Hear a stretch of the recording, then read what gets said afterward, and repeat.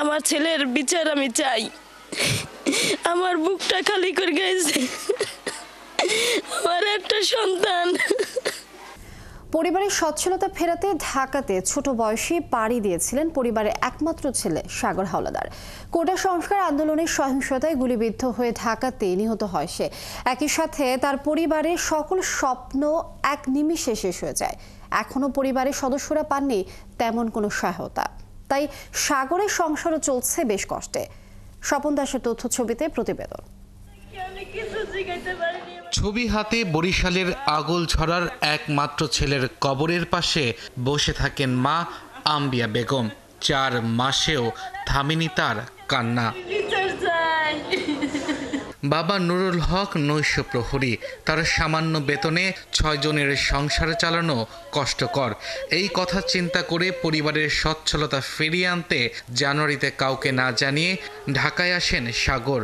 ধানমন্ডি 32 নম্বরের লেকপাড়ে একটি অস্থায়ী চায়ের দোকানে 7,000 টাকার বেতনে কাজ শুরু করে সে। আমার ছেলের বিচার আমি চাই। আমার বুকটা খালি করে গেছে। আমার একটা সন্তান। আজ আমার টাকা পয়সা থাকলে আমি যে থানায় কেস করতে পারতাম, আমি খোঁজ নিতে পারতাম। আমার টাকা পয়সাও নাই, আমি কেসও করতে পারিনি এখন পর্যন্ত। স্বপ্ন ছিল নিজের লেখাপড়া না করতে পারলেও একমাত্র ছোট বোন মরিয়ম খানমকে লেখাপড়া করানোর।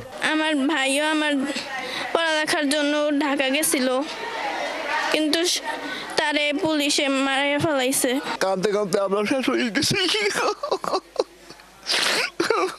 ওই একগুণ রাতি না খাইয়া চলকে গেছে। আজ টাকা পয়সার অভাবে যাইয়া কাজ করা লাগছিল। কিসের জন্য আমার মারলো গুলি করে গিয়া। এলাকাবাসী জানান সাগরের মৃত্যুর 4 মাস অতিবাহিত হলেও শুধু মহিলা ও শিশু বিষয়ক মন্ত্রণালয় থেকে 50,000 টাকার মূল্যের প্রাইজ বন্ড ছাড়া সরকারিভাবে কোনো সাহায্য পায়নি সাগরের পরিবার। অনেক ভালো ছিল আমার বন্ধু সাগর। একসাথে আমরা খেলাধুলা করতাম, ঘুরতাম। আমরা এর সুষ্ঠু বিচার চাই এবং এর যেন একটা সুষ্ঠু তদন্ত হয়ে এর যেন সুষ্ঠু একটা বিচার হয়। এই রাষ্ট্রের জন্য জীবন দিল, আজকে 4 মাস হলো।